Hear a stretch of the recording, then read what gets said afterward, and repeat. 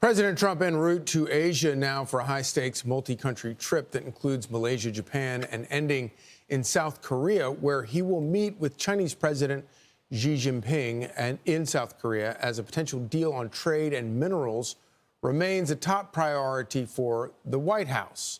Let's bring in Heritage Foundation Senior Research Fellow Steve Yates, who will be joining the president later on this trip. Thank you for joining us this morning, Steve. So there's a lot on the table here. This is a pretty high-stakes meeting. How do you expect to see this unfold?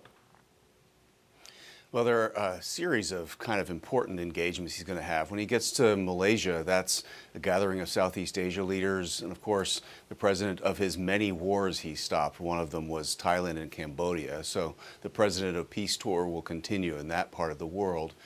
He'll have his first meeting with the new prime minister of Japan, who's a very, very interesting personality, but also has of conservative stock in her politics, somewhat of a Japan first mirror image of America first from President Trump.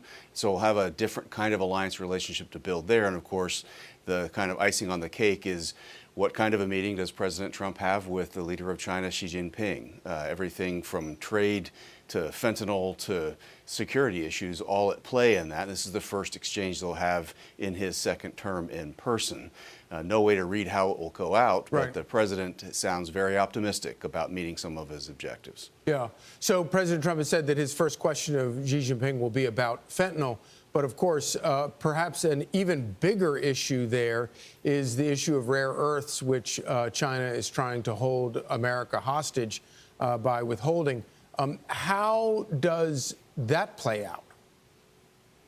Well, I support the president in leading with fentanyl. I mean, there's really no excuse for that. I'm one of hundreds of thousands of fentanyl parents that are out there that really care about this. Right. The rare earths matter an awful lot to our entire economy. I think China may have overplayed their hand in trying to use this leverage more than once with President Trump. He's not one to push around. And I think the United States is using kind of a whole of government approach to ease this dependency. The main area where we have to work harder is on processing. We're getting access to these things like what the Australia agreement reached in the White House very, very recently. And we're getting out of our own way at home. But that processing really needs to accelerate. And that's a key issue he's going to have to address with allies this trip.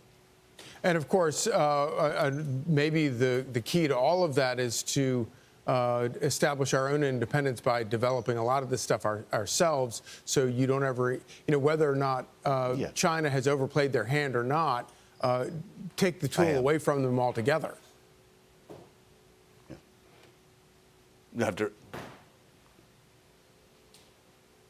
Okay, I think we lost you there, but Steve Yates, thank you so much for joining us this morning. I'm Steve Doocy. I'm Brian Kilmeade. And I'm Ainsley Earhart. And click here to subscribe to the Fox News YouTube page to catch our hottest interviews and most compelling analysis.